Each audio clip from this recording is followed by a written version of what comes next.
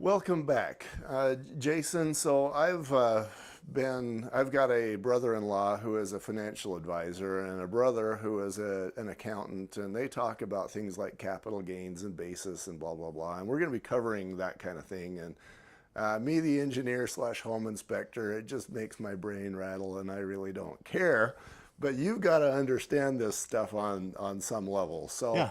let's talk about capital gains. Now, I guess I should probably start from my background. Before I was the home inspector, or about the same time as I started my home inspection business, I started a commercial diving business where I used my inspection background and I actually got inside drinking water storage tanks with water that you drink and cleaned the bottom of those things out.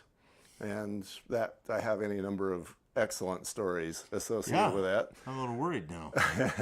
But I was making a presentation to water managers, and I was talking about capital gains and capital funds and how you can get yourself in trouble by just not putting the proper name on a fund. For example, if you got a storage tank, if you're saving for a storage tank, you need to put that under an account named storage tank. If you put it in a slush fund, there's at least one example I have where it got the mayor fired because it looked like they were just accumulating money. Interesting. So that, in the water business, that's what capital is. The word capital, of course, refers to money. Okay. And the word gains has its own meanings to me that I think we're all familiar with. So tell me, what's a capital gain? All right. So it is a profit Okay. resulting from sale of capital asset, such as a stock, bond, or real estate. So we're worried about the real estate right here, like where the sales price exceeds the acquisition costs. Okay. So that's your gain. You buy something for 100,000, you sell it for 200,000. Just that's all. You got a capital gain of 100,000. Okay. And what if I maybe let's say that I bought something for 100,000 and I put 90,000 into it. Does that make a difference? Well, that changes your basis.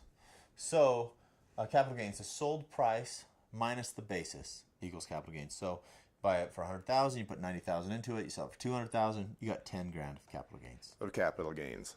Okay.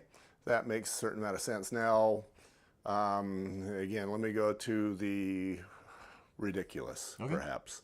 Let's say that I bought a house and maybe I changed the plumbing inside one of the toilets when it was, I don't know, it just broke. I had renters in there. Is that more of a maintenance thing, or can I include that in my basis? Has to be improvements. Okay.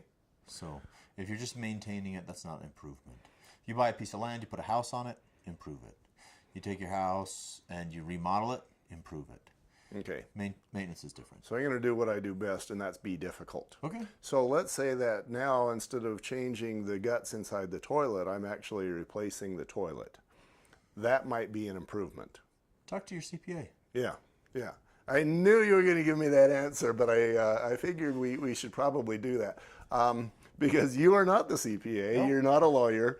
But these are the kind of questions you might want to be prepared to answer. This is playing by their rules. Uh-huh. Right? Will Rogers says the only difference between death and taxes is that death doesn't get worse every time Congress meets. So this is kind of how to play by the rules. These are the basic rules.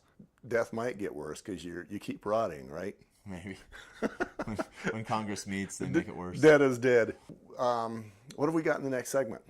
Basically, we're starting into the nuts and bolts of it. So short-term versus long-term investments and why. Okay, we'll be right back with that.